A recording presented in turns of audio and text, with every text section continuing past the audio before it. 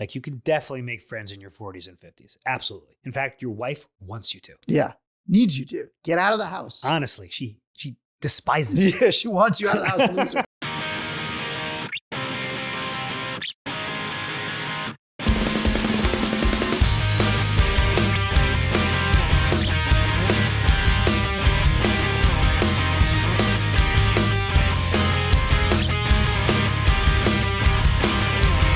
Man of the year, man of the year, man of the year. Welcome to the #1 friendship podcast in the country. I'm Matt Ritter. I'm Aaron Karo. Aaron, I have a bone to pick with you. Oh my God, you always have a bone to pick. No, usually I apologize to you for something I did. That's true. Do you know what I'm talking about? I think you do. I will just say that I've had a rough week with my dog, and she's had some health issues. She's a 10-and-a-half-year-old Frenchie. We love her. Olive, we love you. And we want her to be around for a long time. And she's had these seizures / I had to give her CPR. I literally gave my dog mouth to mouth. So I told Karo about this. And I said, I was trying to tell him about the medical procedures that we're going through, like the checklist of doctor's appointments to try to figure out what's wrong. And I go, so Jesse and I are thinking about, and before I could even finish my sentence, what did you say? Putting her to sleep. It was so hurtful.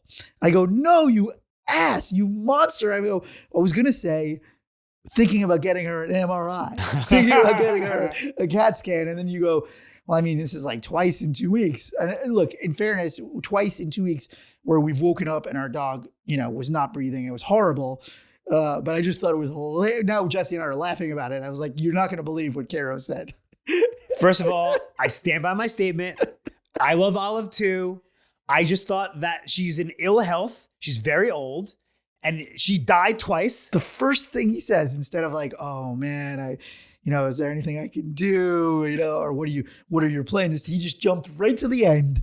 He skips to the end. He just skips to the end of the book. In my defense, I thought I was being kind. Yeah. Like I thought that's what you were going to say. Right, I know. You jumped the gun. I jumped the gun. You jumped the proverbial gun, yeah. the behind the shed gun. Listen, I love Olive too. I want her to be happy. Yeah, I just think this is a guy who doesn't know dog owners. Jumps right to the end. Most dog owners are like, I'll do anything to keep my dog alive. He goes, look, and she's sleeping in too much. Shoot her. I'm sorry. No, I'm just teasing you. The only reason I wanted to start off by saying I have a bone to pick with you is because I don't want to be too kind to you, because I'm actually very proud of you. I want to talk about this. The topic of this week is you ran a marathon, and I wanted to talk about how, that isn't just an individual thing, and it really is like the epitome of, there's a lot of friendship involved in there. What I saw there, I want to just talk about how, friendship building is also kind of like a marathon. So yeah, I ran my second LA marathon.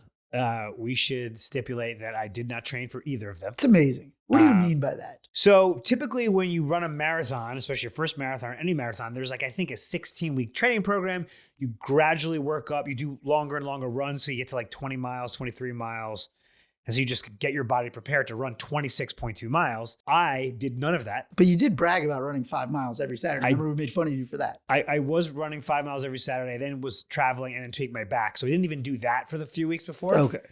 So I just barebacked it. Wow. Would you say, I don't know, just throw out a number, like less than 10% of the people don't train, or 1%, or one guy? Are you The people running that marathon, I think there was 22,000 people who ran the marathon. I would say 500 of them didn't train. So less than 0.25.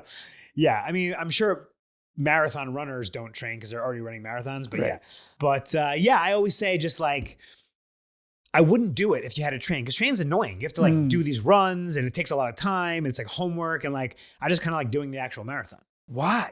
This is a big question for me. Not just for you. I'm not a marathon person, so maybe I just don't understand the psychology of wanting to do this particular thing. Yeah. I just want to know why. Well, someone on the course held up a sign that said, daily reminder to do hard things. Daily reminder to do hard things. I mean, it's really stupid. I mean, don't do hard things every day. It's crazy. It's a horrible life. Yeah. But it's a challenge. Okay. You want to, it's, feels great afterwards. Yeah. And it is kind of fun. I mean, the city shuts down and you're running through the city. It's just like doing anything that's tough. I have to say, it was a lot cooler than I remembered it being from like an audience perspective. Like a couple of years ago, I kind of showed up to give a friend a water bottle, but I didn't really like stick around. And we weren't doing this podcast. I didn't really have a point of view when I went there or like have any sort of thoughts about it. And this time around, I was like, wow, what an incredible thing. So what you see when you're running is pretty unbelievable. So people are standing out there and their friend runs by and like it's 6 seconds. Yeah. And these people go absolutely batshit crazy. Yeah. And it's actually like pretty, like I'm getting chills just thinking about it. Like also the weather wasn't great. It was great for raining. It was great for running, but it wasn't great for spectating because you want like 60 degrees overcast, but then it started drizzling. But people are standing out there. It's pretty cold. This is LA. And, you know, I would be running. I was like, hey, Joe, yeah. You know, and these are like, you gotta remember, these are like regular people running a marathon. The people who like are marathon runners, they're long done. Yeah. I think there's something cool about like, I think everybody wants that moment at least once in their life to feel like some sort of athletic like achievement. Yeah, like Rudy. Yeah. Like Rudy, I did see that because I was like, you know, you just look around and you're like, oh, there's like a group of teachers, like just every walk of life, like postal workers and like people just old, like there was like an 85-year-old guy that had said his 100th marathon. Yeah. You know, and I was like, this is so incredible. This thing that, you know, I wanted to talk about it on this podcast because like, first of all, what an amazing thing to bring people together. Well, I also want to bring it back to our definition of friendship, right? Yeah. Our definition of friendship is two words, which is showing up. And this is a definition of showing up, right? These people, the runner's friends, like I want to just stay on this for a second. Great job for the friends. Like you're taking your Sunday off. It's kind of early. It starts at 7 a.m. You're waiting out there at signs. Like it's kind of, I don't want to say like it's dumb, like what's going on. It's not like they're like passing the bar or whatever. It's not logical. It's an emotionally thing. You're doing it for something. Yeah. It's fully selfless. Yeah. I'd really encourage our listeners, if your friends, not just a marathon, maybe a 5K or maybe something completely different. Yeah. Like that cheering, like the runners. Wow. Like when I saw you guys, and we'll get to that later in the pod, like that was amazing. Yeah, I was like, holy cow, he's really feeling something here. You know, like when you came up to us. Anyway, we can get into that later, but I just want to go back to showing up for a second. Yeah. In a previous podcast, we talked about stand-up comedy, which is obviously something we do for a living. And that when people say to us, I'm thinking about doing open mic, I'm not going to tell anyone. Our advice was, no, you tell everyone. And to the friends of the open micer, you show up, you have your 2 drinks, and you fucking cheer as loud as possible because they need it. This was sort of the athletic version of an open mic. Like this is when you got to show up. Yeah. Well, no, this is like the athletic version of the first time they get to do a real show, non-open mic. This is like, you know, your friends are open mics. Yeah. And then they finally get that one spot at Gotham on a real show. Yeah. That's when you got to show up for them. That's their marathon. Yeah. But I mean, the signs were great. I could share some of the signs. My favorite was the first guy to run a marathon died. You're doing great. Yeah. I love that story, by the way. He ran to tell, I forget what city it was. I guess he ran to marathon to talk about Was the Peloponnesian War? Yeah, I think so. Theo? Yeah, Theo, look that up. We'll figure it out. Who was it? Yeah. So I forget the guy's name. You know, he had to run 26 miles to report news of their victory. And then he dropped dead. And everybody's like, we should do this. Yeah, we should do this. Right. Yeah, we can do this. Yeah. I saw a great sign. One of them was like, now this is, I forget. Oh, it was somebody who worked at a bank. And it was like, now this is what I call a bank run. That's good. That's good. That's right? good. But yeah, and it's also like we don't do a lot of civic events anymore. Yes. You know, the whole city shuts down. We should say it goes from Dodger Stadium. It used to go all the way to Santa Monica, which it doesn't do that anymore, which kind of sucks. But it goes all the way to Brentwood, so it's pretty far, turns around. The whole city's out there. People are cheering. And people, so this time I ran without headphones. So the last marathon I had music. But the last marathon, I was in such pain that like the music had no effect on me. I couldn't even hear it. So this time I'm like, you know what? I'm just going to like be intentional and like take it all in. It was so much more fun. You're hearing people cheer. And I would like raise my arms like gladiator style. and like get them, and people love that. Yeah, I loved when we were on the sidelines and random people were coming, and I'd just be like, "You got this, buddy!" You could just like randomly shout things at people because like, some people amped. don't acknowledge you because they're so in pain and they can't hear. But occasionally, I'd be like, "Yeah, I do got," it was great. I was just thinking about like I couldn't run a marathon because like I wouldn't be able to hear my speakerphone. Got it. But I didn't realize you were barebacked. Wow. Yeah, no headphones. Wow, it was so boring. It was so much better. No, it's not boring. There's so much shit. You're in the city. You're running through. No, but that's how I live my life. I didn't realize you'd be able to. Like I walk around and just take in the nature. Like that's 4 hours. That's a long time. So I had another great friendship moment. So my buddy Shane, who's my barber, he's much faster than me. Yeah, but he ran the first 5 miles with me to like keep me on my pace. So he ran slower. He ran slower, yeah, which was great. And actually, we had this really funny exchange because as a barber, all day long, people are talking to him. Yeah, and sometimes he's listening, sometimes he's not listening, but all day people yap. And when we were running, I was kind of like in this mode of like, all right, I'm like taking it, I have no headphones, and he was kind of yapping to me. Oh, and he's like, "Am I bothering you?" I'm like, "Now you know how we feel." Wow. Then he left. He ran ahead of me. And then I had to pee real bad because you're hydrating. I wanted to ask about that. Where do you go to the bathroom? So bathroom? there's tons of porta potties. Oh. But they all had lines. Oh. And like, I don't want to stop. So I'm running this full bladder, and you're wearing a fanny pack that's got like your gels in it. So it's hitting my bladder. You urinated into the pack. No, some people just piss themselves. Right, that's what I'm saying. I was thinking you urinated into a bottle while you're running. But 12 miles in, Shane's barbershop is on the course. Oh. And his wife was there. I was like, "Leslie, I need a piss." She's like, "Come with me." And she like opened the barbershop, and I peed. It was one of those pees that like I almost stopped peeing because I was bored. Like the pee was going on for like, I gotta run. Yeah. So that was great. And then I got to you guys, you, producer Theo, your wife, 9 months pregnant. Yeah, that's great. Cam and Ryan, and our buddy surprised me. Yeah, Dave. Did you know he was going to be there? No. Yeah, our buddy who lives in New York was there. Yeah. And you had signs. Yeah, and you're cheering, and you brought the trophy. Yeah. We said do it for the pod. Do it for the pod. It really gave me a boost seeing you guys. So that was like, I feel like it was almost like friendship. Friendship does have a scientific effect on you, right? Yeah. And we talk about that a lot. I think there's a couple interesting things you just said. One is we don't have a lot of civic events anymore. I think that's part of what I really felt when I walked up there. I was like, holy shit, the whole city's here. That's what it felt like. It felt like the entire city of LA was there, and it was every walk of life, every age, every demography, and everybody was getting along, and everybody was there united in purpose. Yeah. Which I think you're right is very, very rare these days. And it just, I don't know, man, there was just something, I don't want to sound too cheesy, but there was just something super uplifting about it. I just haven't felt that in a long time. I haven't been part of that, and I wasn't even running it. Yeah. But also, I interviewed a bunch of people for the pod afterwards, and I just everybody kind of had that same, kind of perspective on it of like, oh yeah, like, of course we're going to show up for our friend. Like, she worked so hard on this, and it means a lot to her. I'm just laughing because I didn't do anything. No, you didn't change at all. Yeah, like, look, not to denigrate it. That's awesome you did that. But for a lot of people, this is one of their life bucket list. Yeah. Like super high achievements. And so you really have to think to your friend, as a friend, if you think about it like that, like this is one of maybe the most important things my friend is going to do in their life from their perspective, like you really should show up. I think that civic events are actually a great place to make new friends. Yes. People are just standing on the street. You know what they are? Open. Yeah. Very open to friend making. Yeah. Very the people are open. Yeah. Yeah. Well, I'll tell you why. Yeah. They're in a good mood. Yeah.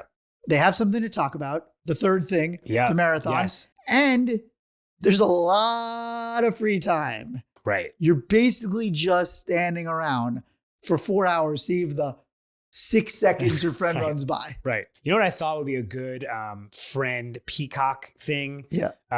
If the marathon's in your town, bring poster board markers. Very good hack/tip. Yeah. Very good hack/tip. People would love that. And a cooler of beers. Cooler of beers. I saw there were a lot of people holding coolers. I don't know if they were beer in them, but there were a lot of people just like sitting along the side, like just hanging out. By the way, people give out beers in the last few miles. Oh, I wasn't sure. I thought I saw that. I was like, is that real? Because I think there's some there's some scientific thing because you need carbs or something like that. Also, people will bring just homemade like cookies and like oranges. Those I don't, because there are stations. I saw people handing out water. I love that. This is the one place where I'll accept something that I never accept. Littering. Oh yeah. I've never seen so much littering. I mean, almost like I couldn't control myself. Well, they come by with the No, street I know, kids. but it was very hard for me because we have a littering-ish problem in LA. Yeah. And I pick up litter every morning from my neighborhood. And like, I just was like, oh my God, they're just throwing everything everywhere. Yeah. It's honestly, you can't even like, you're grabbing the water. It doesn't seem like it, but you can't really drink water and run. No. So like there's a tip/hack to like pinch the little cup so it's not all coming out. But it's all, you're like it's very confusing. And also people are crisscrossing and some of the cups have different stuff. So kind of a dangerous cross. We had to cross over to get to you. Oh yeah, people running across. Holy shit. There's some funny you get smoked out over there. Yeah, there's some funny TikToks of people like picking up Chipotle and just getting smoked with a whole thing of Chipotle go flying in the air. Yeah. Oh, that's hilarious. There's another sort of friendship making thing I want to talk about, which was run clubs. We actually talked about this in the first episode that I briefly ran with the Venice Run Club, it was a very open, friendly, like every Wednesday night, people get together and they run 5 miles. You can run at any pace. They had a group of people within the Venice Run Club. I think they had 200 people running the marathon. 120 of them were first-time marathoners. I saw that. Now, again, many people listening to this are like, running is the least thing I would ever do. Right. So I'm one of those. I'm not going to join a run club. But just an example of an organization that has a built-in social aspect. I also noticed after you said that, I was looking out for the shirts. There are a lot of run clubs. Yes. Like a lot. LA Leggers was another one. Yeah. Yeah. So like, again, I'm not telling our listeners join a run club, but find your run club. Find your run club. Find your run club. It's chess club. It's something else. Find something that's better on the hips and knees. Yeah. There was one sort of philosophical thing that I wanted to bring up, which is that when I was hanging out beforehand, everyone's hanging out. This is before the start, and there's people in costumes, and someone actually had like Taco Bell or something like that. And I was talking to the guy next to me. I'm like, who's sounds like something I would do. Yeah, it sounds exactly like something you would do. And like, very spicy taco. And this guy's like an old timer. He'd run like 20 marathons. And he was like, people do all kinds of crazy stuff. He's like, actually, back in the day in the 8th mile, they used to give out chili dogs. And I was chili dogs. And I was like, what? Chili dogs. He's like, yeah, these guys out there making chili, give out chili. People loved it. I'm like, oh, because a lot of businesses are on the route. I'm like, oh, like it was like a restaurant and they like had things that he goes, no, man, it was Freelance Chili. Freelance. Just somebody. Just a random guy. A pot on the side. And my buddy Shane I was with, like, we just started using Freelance Chili to mean like nonsense, like something you can't explain. That's some freelance chili. It's just some freelance chili. That's some freelance chili. And I feel like that will come in handy. Like sometimes people do stuff. Yeah. It's just freelance chili, man. It's freelance chili. I just pictured myself having to squat down behind some bushes from the freelance chili. Yeah. Yeah. The porta potties are war zones. Yeah. This is why I'd never gone to Coachella, probably for the same reason I'll never do a marathon. I mean, I can't be more than, 30 yards maximum from like a nice toilet. I'm trying to think where. There's nowhere. I would have been ruined. No, I'm trying to think which has worse porta potties, the marathon or Coachella. Coachella, people are also ingesting weird shit. Yeah, because the marathon, most people are eating pretty clean the night before. So the porta potties are probably first you're eating gels and stuff. Hell yeah, that weird gel. What is a gel poop? Yeah, it's probably pretty. I kept seeing that. They look like those little like ice sticks, but they're not. They're just like gel packs. Of something. I had like every 5 miles I would eat a gel pack. It's just like goo. It's like goo. Yeah, it's like warm goo. Yeah, I think neither. The answer is neither. I don't want to be anywhere near there. Yeah. But yeah, I wanted to bring it back to friendship. I was thinking about maybe this is an apt metaphor, but I think your friendship journey in life is like a marathon in that, bear with me here, I think the first few miles are pretty easy for everybody. Or you could say friendship is a marathon, not a sprint. Yes. But what do you think about that? The first few miles, as in your teens and your 20s. You're excited. Yeah. You're like, meet new people. You think that like you can go at this rate forever. And the other thing is that there's people everywhere. Yeah. Like when you're in high school, everybody is around you all the time. You have clubs, you have sports, you have after school events, you can just go meet up at the 7-Eleven or the gas station. College, you live in a dorm, you just knock on somebody's door and they're your buddy and you're just hanging out and you're just getting invited every which way to every which thing. And you don't have to try that hard. You don't have to try that hard. Yeah. That's the first few miles of the marathon of friendship. Now, where would you say we are in this analogy? I would say we're rounding like mile. I would say for me, I would say mile 13 because I can assume that like the midpoint is where it actually gets hard and you start thinking, oh, I don't know if I can do this. Yeah. It's interesting. I had this tough. Now I'm actually talking about the literal marathon, like 9, 10, 11 for some reason. I'm Wow, like, oh shit, early. Less than, yeah. Because you kind of you start to panic a little bit. So 9, 10, I would assume like if you start panicking 9, 10, you're not going to make it. Well, but then I pissed. Okay. And I was like, I'm going to live forever. Oh, wow. It was really just that. Yeah. I mean, we're at midlife. Yeah. So you can like, right. But would you say in general, like the midpoint of the marathon is the midpoint really of it? Like, I'm just talking about literal marathon. Like, is that really the midpoint? Like once you've gotten past that, you're fine? Or is it like mile 22 is where you really have to overcome? No, it's really sort of in the late teens when shit goes sideways. Okay. Yeah. Okay. So like 18, 19. Yeah. If you're like, I'm struggling now, then it's like, oh, I can't believe I'm not going to be able to make it. Right. Also, because in this marathon, there's some uphill and shit like that. Oh God. I didn't realize that. Yeah. Oof. It's brutal. So anyway, bringing it back to friendship, I really do think the early stages of your life are pretty easy when it comes to friendship. Not for everybody, but the overall, what we talk about is, just the opportunities to make friends and just the surface area of it is much greater. Well, now in our marathon of life / friendship, like, first of all, things are getting tough. Yeah. We need our friends more than ever. I don't want to say we can see the finish line because that's a little morbid. Yeah. But like, it's there. Also, I'm already in physical agony every day. Yeah. It's funny. One thing I realized is that you guys were waiting for me at mile 22. Yes. Next time, maybe I need you to be waiting for me in the halfway point. Well, that's what I was thinking. I was like, once he's here, he's like already accomplished it. Well, I was like, I might not make it to you. Yeah. But we picked that point because we could hit you twice. Right. There's a little median you can turn around. You can turn around. So, I think this moment in our lives is a turning point because, we have to just be mindful of our friendships. We can't take it for granted anymore because it's not mile 2. Exactly. You can't take it for granted anymore. I think it's probably why we're doing this podcast. Yeah. Like for me, when I think about like when people are like, oh, why did you do this? I'm like, because we took for granted, we got lucky. We built this amazing friend group, but we really, in some ways we're blessed and we're lucky and we weren't so thoughtful about this. We just happened to, have kept it going. Right. But we weren't like, if we didn't have these podcast tips, we weren't intentionally going, hey, we're going to do this and we're going to have our friends for the rest of our lives. But now I'm just like, oh no, it takes effort. You can't take it for granted. And if we can help people get to the end of the marathon with friends, it's going to be a lot better life. I mean, let's not forget, like during COVID, like there was a chance that the Man of the Year dinner could sort of fall apart. Right. Like people were like, do we need to do this anymore? You were almost not going to go. People don't know. We did a Zoom one year, but we went down to Orange County so that we could actually Zoom in, and we basically ordered Peter Luger steaks and we did the sides and everything. So it was a Luger-esque. But I'm saying even our friendships are not invincible. It is hard sometimes to think like, oh man, I don't know if I'm going to make any more friends in life. Sometimes I have that thought. I think all of us, people in their 40s go, oh, I don't know. Am I going to make another friend in my life?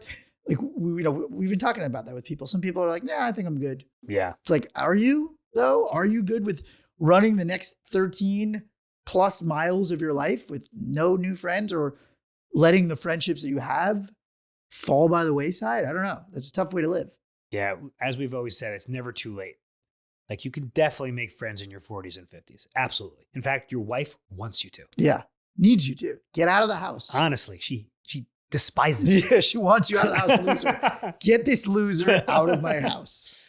Yeah. I mean, look, I think 13 miles, if that's what we're going to call the rest of our life, that's a long way to go. And you're going to have a lot more ups and downs along that way. Like, it's not like the second half is coasting. I think the second half in a lot of ways gets harder. Like, I think life gets harder in a lot of ways. I think you need friends more than you do in the first half of life in some ways. And you also want to have friends there when you cross the finish line. Yeah, you do. Into heaven. Yeah. Yeah. In case that analogy wasn't clear. In case we want to go all the way to the end with it, you do want to have people around. Karo, along your journey, knowing that, you have friends, you have people at mile 22, how does that affect you on mile 13? And do you felt like that helped your race? I was definitely of two minds. One, I should have had you guys come earlier, but two, like I got to make it to 22. Like I got to see them. I got to do it. I actually like was also like a little anxious about it because like I wanted to see, I wanted it to be good. I wanted us to like hug and like, also it's not that easy to find people in the marathon. So like, I was also nervous, like, am I going to find them? And then you're thinking about that, which I guess, kind of distracts you, but. You missed the funniest thing. We came up with this hilarious joke that we kept seeing Karos everywhere. And we were like, no, that's not Karo. That's almost Karo. No, that's tall Karo. That's Hispanic Karo. That's Asian Karo. There were all these different, because you were wearing like a blue shirt and a hat. Like we were like, it was almost like Where's Waldo for Karo at the marathon. We're like, no, that's old Karo. He was like a little chubbier, We're like, no, that's, and there was like, no, that's 12-year-old Karo. Like it was ridiculous how many Karo lookalikes there were at this marathon. It was freaking hilarious. But it was great to look forward to seeing them. And then also my buddy Shane, other Shane, was waiting at the finish line with a beer. So all that was like really made it worth it. So there's one thing I didn't tell you about, and this is like, I think this is really friend related when you're worried about a friend and you aren't sure if you should give them advice when they're doing something and you're like, I don't know if this is a good idea for them, but who am I to say? You told me the week before that you were having serious back problems and that you weren't actually sure that you could make it. And then the night or two before you texted me that and I was like talking to Jess about it and I was like, should we kind of like tell Karo he doesn't need to do this? Because again, you had already run the marathon. So I was kind of like, he doesn't need to do this. And I was really worried that you were going to damage your health long-term. So I think I texted you like, like you don't need to finish. If you don't finish, it's totally fine. But like, then part of me was like, oh, I don't want to tell him that because it's like not supportive. Well, I think we should talk about why I was even doing it in the first place. Yeah.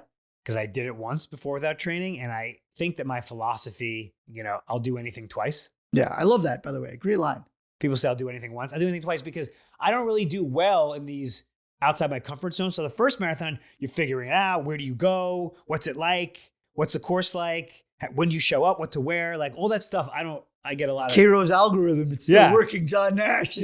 He's trying to pull the pieces out. He can't see it. And I just, wasn't sure how it was going to go. And then I was like, let me do it one more time now, knowing what the course is like, what your day is like, what to eat. And I knew I was going to do it. My back was hurting. I don't think you would have been able to dissuade me. That's a great question. When do you come in and say, dude, just don't do this? Yeah. I mean, I was thinking like relevance to our pod and for other people out there that have friends that are making questionable decisions. I don't want to say this was a questionable decision, but you had alerted me to the fact that like, this could cause you permanent damage. And I was like, I don't know, man, you already ran the marathon. I was really like leaning towards being a little more heavy handed of like, hey dude, we're not going to show up. We're not going to video this. Like we don't need, because I felt like you also felt an obligation now because we were recording some content for the pod. And I was like, I don't want to feel like we're pressuring him into doing something now. What's crazy is the only thing that didn't hurt was my back. I don't know. I think the pain receptors, I think I've like looked it up. Like my legs hurt and my back didn't because I think it knew it was happening. But I think we weren't at the stage of like, it's not worth it. Right. But like, I think that's a relevant question for our listeners of like, is there a time where you really have to, kind of put your foot down with a friend? And, this isn't just like, oh, are they doing drugs or something like intervention? But like sometimes people make decisions and you're like, I really don't think this is going to be a good one for them. Should you be telling them that? I mean, a couple days later, I said to you, hey, put your dog down. It's not worth it. See, I fucking completely overstepped. Yeah. You were like, I mean, that was one giant leap forward for Karo. Yeah. He leaped over. Okay, you want to do a listener question? Yeah, let's take a listener question. Asking for a friend. Guys, this is Asking for a Friend. If you have a friendship question or ethical dilemma, hit us up. We're on Instagram at Man of the Year Podcast, or you can reach out to me and Matt. You know where to find us. So this is a friend question that I think is very relevant for people that don't necessarily share interests and aren't sure what they need to do to support their friend. So this listener wrote in and said, I've had a friend and she and I have been friends for 20 plus years. But she and I are not into the same kind of music. And she always goes to this music festival every year. And she has this group of friends that I'm not really friends with. And she's coming in and she really wants me to go. And I've said no in the past. And she wrote me an email basically saying that she was hurt that I wouldn't go to this music that I'm not into. And so now I'm feeling like I'm guilted into going to this thing. Should I go? Was it right or wrong of her to send me that email? If it's really just about the type of music, then just go. Like, if it's one thing, it's like they're running a Tough Mudder and I don't want to do that. Right. Like, whatever, you just hang out. Right. This seems low, unless I'm missing something. No, I mean, I think that's probably right. You just go and do it. But like, if they already have friends there, why do they have to force you to go to it? Oh, okay. So you're actually more on, like, is it right for the other person to be like, why are you not coming to this? Yeah, I think there was a two-part interesting. question, right? I think it was like, hey, I think it was like, is it right for this person to kind of pressure me into this and like make me feel bad about not wanting to do something that they have other people for? It's interesting. We actually haven't covered this before, which is trying to make someone do something. Yeah. For you. Yeah. Because I think that happens a lot. We actually really haven't covered that on the pod of like trying to make people do stuff with you. See, because I fall under the lines of you and I are really like, we're pretty cool about like, yeah, we'll go try it. We'll go do it. Yeah, but like you've never been to Coachella. You're like, I'm not going to like it. Right. So you could rightfully have sent me an email going, hey, I really think it's important for our friendship, right? This could have been a scenario. It's like you could have been like, I really need you to experience this Coachella because like I have all these friends here and I want you to know them. And I, like I'm just thinking of you at Coachella and like the sensory overload that you would fucking experience. Yeah. Well, as I said, if there's a VVIP, is there like a there we can get you a better bathroom. We can get you a better bathroom. Wow, making someone go. If it's really important to you, I mean, it really depends what it is. If the friend group is a different friend group, I don't know. This is a tough one. Yeah, I thought this was actually a really good question. I was like, oh man, I'm not sure I know the answer. I'll say this. If it's not a burden to you to go and it's important to your friend, I think you usually err on the side of just going to it. Now, I do take a little bit of issue with when friends try to guilt you into, things in general. Yeah. Or like, saying, hey, that's, you're disrespecting me by not going. Because I think, we all have our own choices to make. Like we can choose to do whatever we want. Like nobody's going to force me to go to an event. If it's not a financial burden and it's not like you have to take off work or some shit like that, and you're not going to die there, I mean, I think you should just go. It's obviously important to friend number one. I think it's you go one time. Yeah, you go one time. You go one time. Yeah. That's it. You go, okay, look, I respect you and I went one time and now I'm telling you. I think part of it is that friend feels insulted that you don't think it's for you and you've never even tried it. Because like for me, I already know Coachella's not for me. But how do you know? I just know. I just know. That's what this girl's saying. Right. I know. I'm saying it, but I know myself. Right. So I think the part that I don't agree with the friend is basically saying you don't know yourself. You have to trust me on friendship. But I think as grown-ups, we all kind of know what we're into and we're not into at this point. So I do think there is a little bit of the friend who's sending that email is in the wrong for being like, I need you to do this. It should have been more like, I would really like you to do this. Could there be a middle ground where the friend who's being asked is like, could we do this other thing that's like less intense? Yeah, I think so. Yeah. I think so. But I think that's really where it's coming from. If we want to delve into the psychology of like why a friend would force you to do this thing is because they think that they're probably insulted that you won't even like try this thing. By the way, she may be right. Yeah. She may love it. She might love it. I think I'm supposed to be going to a Phish show soon. Right. Because our friend Lindsay, she loves Phish. I don't like Phish. I don't know Phish. Phish. I've done it once. Yeah, you went. I went. And what'd you think? Not for me.